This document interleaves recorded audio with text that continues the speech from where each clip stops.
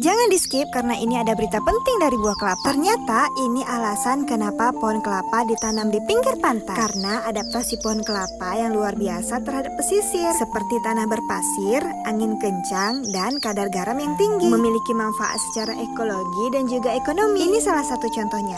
Para pedagang di sini menanam pohon kelapa. Selain menyediakan pemandangan indah untuk pariwisata, pedagang di sini tidak kesulitan lagi untuk memasok buah kelapa muda untuk minuman segar bagi pelanggan yang datang ke sini. Karena kalau di pantai enak banget kita minum air kelapa. Mereka, para pedagang, tinggal memetik aja hasil dari tanaman mereka. Selain mereka menanam buah kelapa hijau, di sini juga ada buah kelapa kuning. Nah, selain pohon kelapa yang banyak banget di pantai ini, mereka juga menyediakan tempat meeting room di sini. Tempatnya juga cukup luas dan tempo hari ada yang mengadakan pesta di sini. Aku rekom banget untuk kalian datang ke sini. Ya, namanya Grand Cafe, adanya di Pasiluah, Kota Calang. Mungkin aku sudah berapa kali datang ke sini dan tak pernah bosan karena tempatnya juga bersih banget. Aku datangnya jam 10 pagi. Ini masih adem banget suasana. Kalian suka ke pantai pagi atau sore? Jangan lupa tinggalkan jejak di kolom komentar. See you next video teman-teman. Bye bye.